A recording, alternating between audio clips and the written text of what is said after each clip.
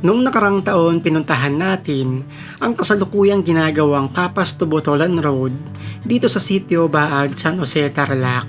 Isa ito sa mga proyektong matagal ang inaabangan dahil inaasang magbibigay ito ng mas mabilis na biyahe, mas maayos na transportasyon at mas malaking oportunidad para sa mga residente at mga bumibisita sa lugar.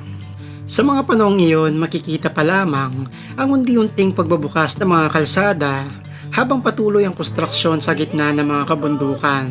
At ngayon, matapos ang ilang buwan, muli nating babalikan ang sitio Baag upang makita kung ano na nga ba ang mga update sa kasalukuyang ginagawang kalsada.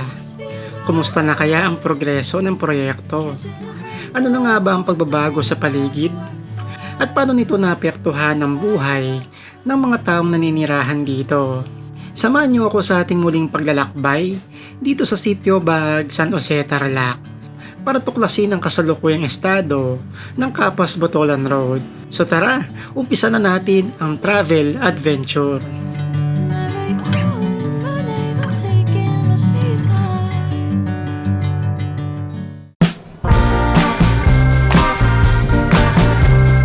So good morning ulit sa inyo mga kabalen at welcome ulit sa panibagong motorcycle travel adventure. Nandito tayo ngayon sa may dulo ng Mabalacat City, Pampanga. Dito sa may Severa, Mabalacat, Pampanga. At papasok tayo ng Bamban, Tarlac. Bali yung ride natin is muli nating babalikan yung sitio Baag.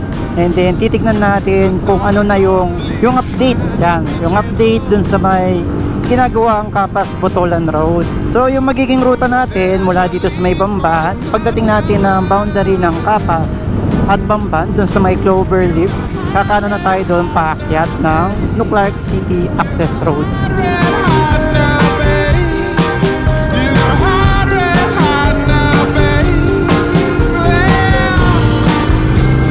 Ayan, so pagdating natin dito, ito na yung Cloverleaf ng Nuclark City. Akyat na tayo dito.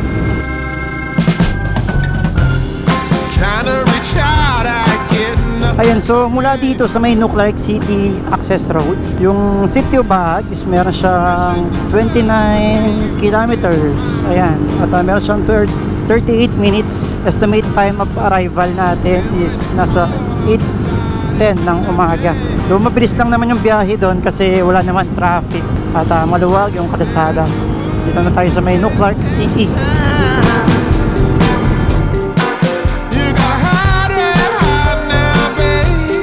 Palabas na tayo. Ito na yung Capas O'Donnell Road. So kakaliwa tayo dito. Ayan, so pagdating natin dito, babaybayin lang natin itong kahabaan ng Barangay Santa Lucia, Capas, Tarlac. Okay, so after natin makadaan doon sa may Barangay Santa Lucia, Capas, Tarlac, ayan, nandito na tayo ngayon sa may Barangay O'Donnell, Capas, Tarlac din to. Ayan.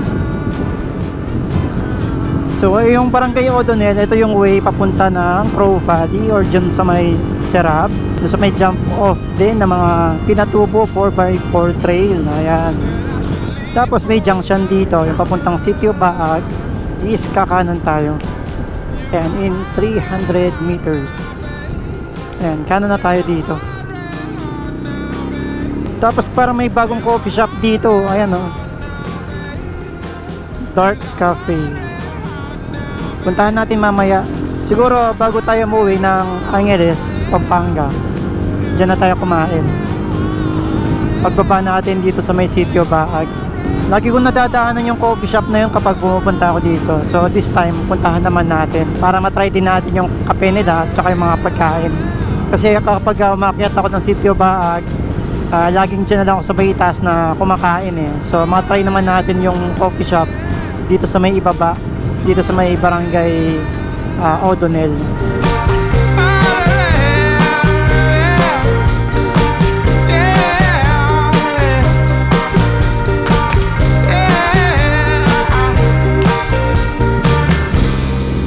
Ayan, tapos paakyat na tayo dito sa may Bueno Patling Bridge. Ayan.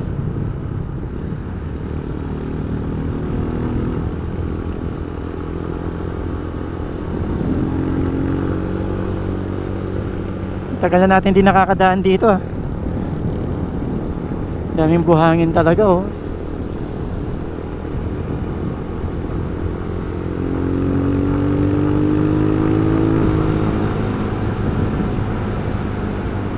Tapos merong bridge ulit dito. Yung pinuntahan nating hot spring ng Bueno. Dito yon. Bali dalawa yung hot spring dito. Yung isa yung after dito sa may tulay is kakaliwa dyan. Ayan may trail dyan pababa. Tapos ikot doon. So yung unang hot spring kung dito kayo dadaan, yung hot spring na mga katutubo. Tapos yung pangalawa naman kung saan tayo naligo, yung ito tuturo ko. So paglagpas ng tulay, tapos dito bago umakyat merong kalsadang pakanan. Dito merong pakaliwa. Ayan dito. Ayan, may pakaliwa. Doon yung papunta yung isang hot spring dito sa may Bueno. Grabe may ahon doon. No? Ano kayong gagawin dyan sa itaas? Ayan o. May trail.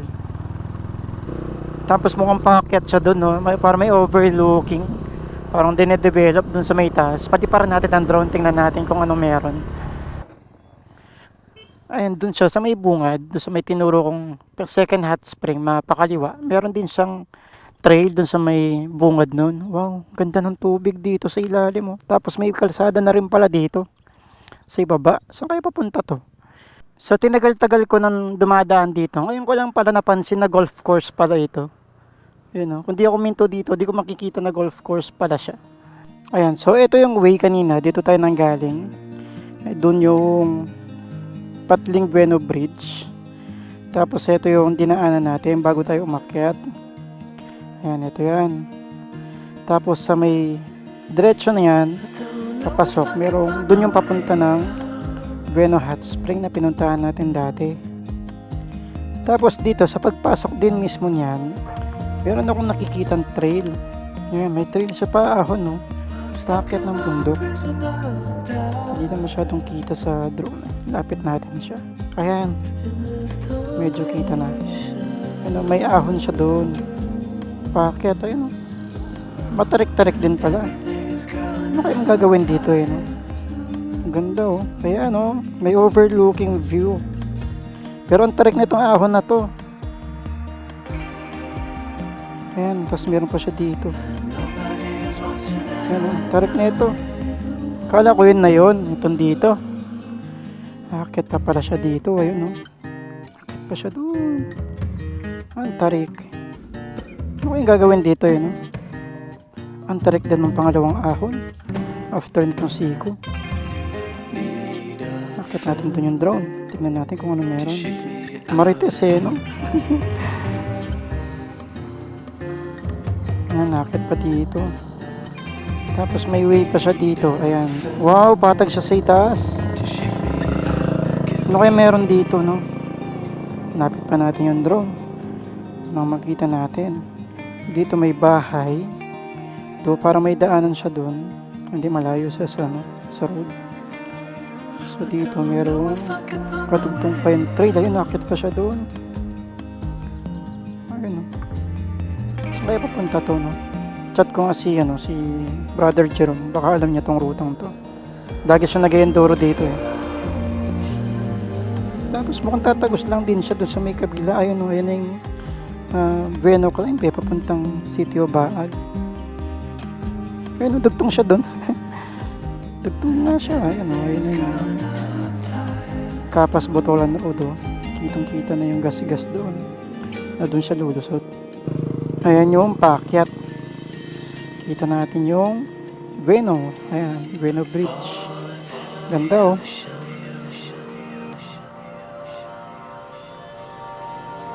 Kitang-kita natin lahat. Wow. Tapos ito yung sinasabi kong golf course. Ayan, golf course pala siya. Ngayon ko lang napag-alaman. Kung di ako minto dito, hindi ko malalaman na golf course pala siya. Ganda ng view dito sa itaas, oh. Doon sa may ba't ang daming bahay dito, oh. Ayan, oh. Dami. Ngayon ko na nakita yung mga to. Napakarami. Diyan pa natin. Ayan, oh. Puro bahay. Hindi kaya dinadaan ng tubig to pag malakas yung ulan. Kasi ayun siya mismo, sa may paanan siya ng ilog. Ganda ng view dito. Wow. Okay, tuloy na tayo. So mula dito sa pinagpaliparan natin ng drone, meron pa tayong 15 minutes, 11 kilometers. At paakyat na tayo ng Sitio Baag. Taas na natin, no? Presko. Umulan kasi kagabi, kaya di gaano mainit ngayon. Tarik din nito.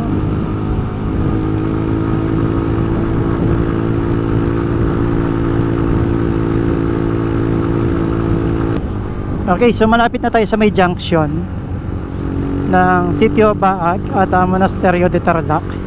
So alam ko may checkpoint dito, magbabayad ng environmental fee na 20 pesos sa pagkakaalam ko. Ewan ko lang ngayon kung magkano na. Ayan, dito may checkpoint.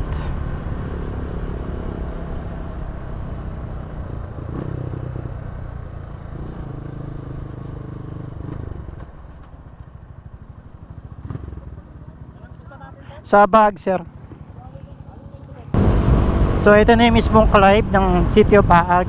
Yung kanina, yung inahon natin mula doon sa may ibaba, pahon pa lang yan papunta sa may junction. So ito pa lang yung pinaka main climb. Ayun pa yung mga akitin natin, oh. Yung mga bundok doon.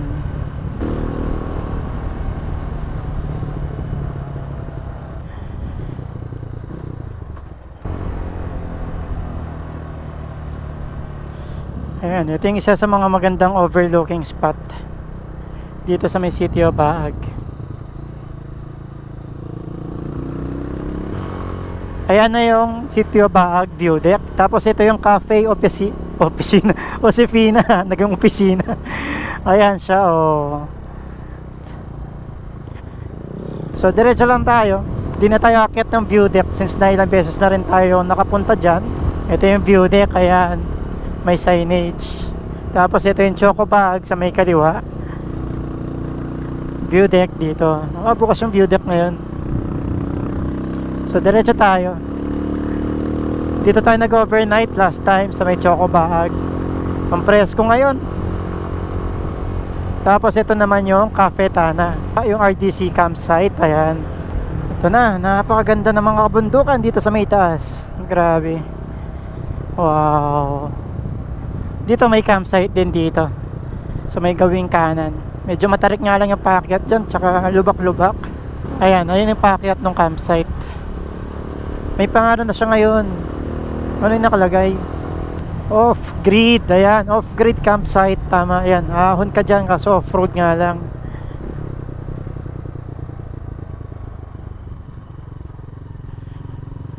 Laki ng tabla, oh. Diretso pa tayo. Ganda ng mga bundok. Berdeng-berde sila ngayon dahil maulan na. Wow. Ayan, tapos pababa tayo ngayon. Ito naman yung Sitio Manibukyot dito sa may Kapas. Ayan, yung community dyan sa gilid ng bundok. Ang tarik ko.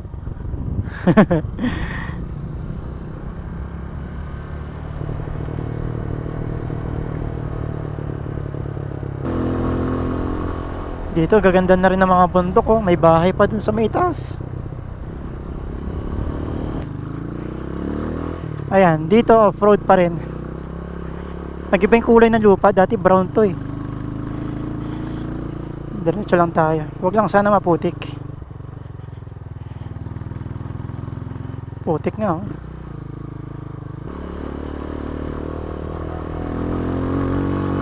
Buti medyo nakisama yung panahon. Di gaano mainit ngayon. Eto, brown na yung lupa.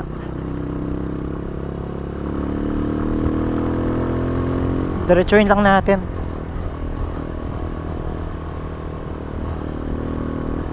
Dito tuyong-tuyo yung lupa, eh, no?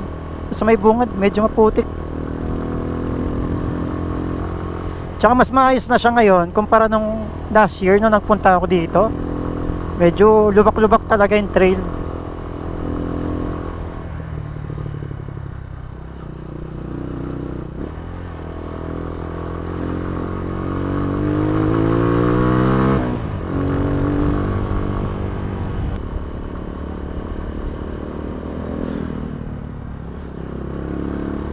Lady Riders.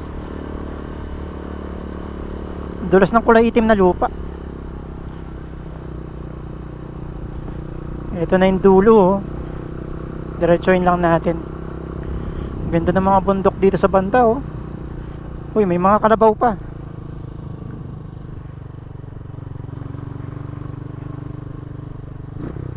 Mukhang maputik, ah.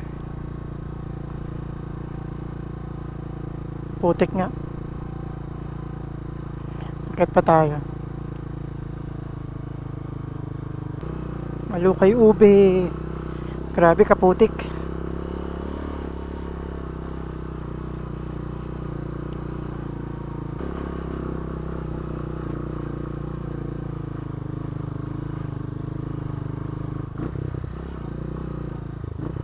Ito na yung dulo, oh.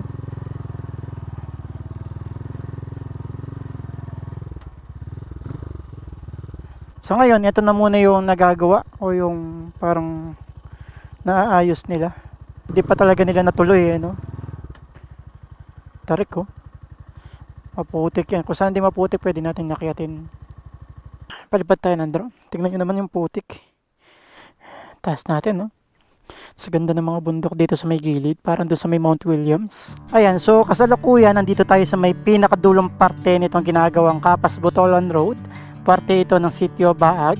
So hanggang dito muna yung mga na-open na parte nitong kabundukan at hindi pa siya natatagos dito sa may kabilang bundok. Kung mapapansin nyo, yung nung last year, nung nakarang taon, nung nagpunta tayo dito, is yung mga parte ng mga kalsada na nasimentohan is ganun pa rin. Although yung parte nitong off-road is medyo maayos na kumpara last year. So paliparan lang natin ng drone, tignan natin kung ano meron doon sa may kabilang bundok.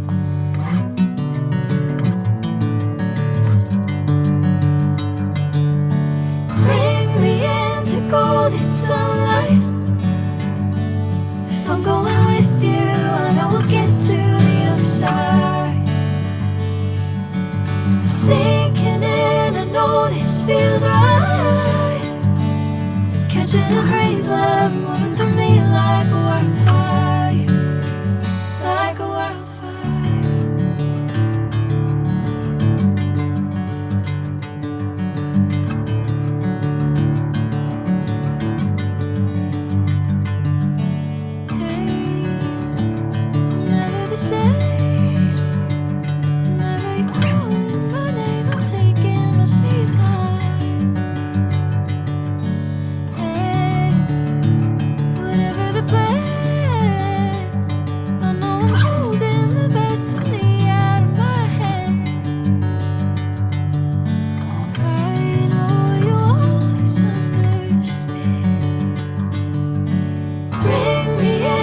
Golden sunlight. If I'm going with you, I know we'll get to the other side. Ayun, so kung mapapansin din natin, yung Capas-Botolan Road, isa malayo pa talaga sa katotohanan na mabubuo o madudugtong yung dalawang lalawigan, yung Tarlac at saka yung Zambales. Dahil kung makikita nyo din kanina sa drone shot natin, isa napakarami pang mga bundok na kailangan daanan. So malayo pa talaga or matagal pa bago maipagdudugtong itong dalawang ruta or dalawang lalawigan. Okay, so nakababa na tayo ng Bueno or ng Sitio Baag. Nandito na tayo ulit sa may Barangay Bueno. So papunta na tayo sa may coffee shop na nakita natin kanina. At bago tayo tuluyang umuwi or tapusin itong ride natin, ay kakain muna tayo doon. Parang reward sa napakagandang ride natin. Bitin pero at least nakapag-ride tayo ngayong araw, ngayong weekend. Yan, so pagdaan natin ng Bueno Bridge, malapit na lang siya. Bandang kanan. Ayan, so nandito na tayo. Ito yung coffee shop dito sa may kanan. Ito yon, Dark Cafe. Saan pwede mag-park?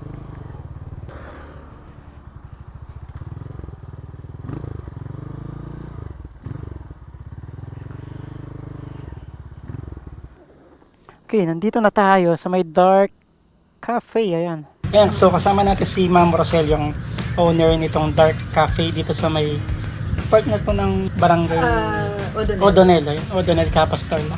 So kung papunta kayo ng Bueno or Sitio Baag, madadaan nyo sa prom pagpasok nyo ng arko ng Barangay O'Donnell. So pagkakanan ninyo, unang nyo maabutan itong Dark Cafe. So ma'am, anong mga may offer nyo, mga foods, coffees, gano'n? Meron kami mga silog meals, top silog, spam silog, waffle. Meron siyang Nutella, bisco, tsaka yung plain na waffle lang. Tapos meron ham and cheese sandwich, fries. Yan. Medyo konti pa yung mga ina-offer namin. Tsaka kinagandaan niya, kunwari after nyo sa may taas, sa may bag, pwede kayo mag-stop over or before kayo umakyat. So una siya madadaan. Kunwari, nagugutom na kayo galing sa long ride before umakyat ng bag. So pwede kayo mag-stop dito para mag-coffee, mag-breakfast, or brunch, lunch. At syempre, di natin pinalagpas na matikman ang kanilang coffee at kanilang fries and sandwiches.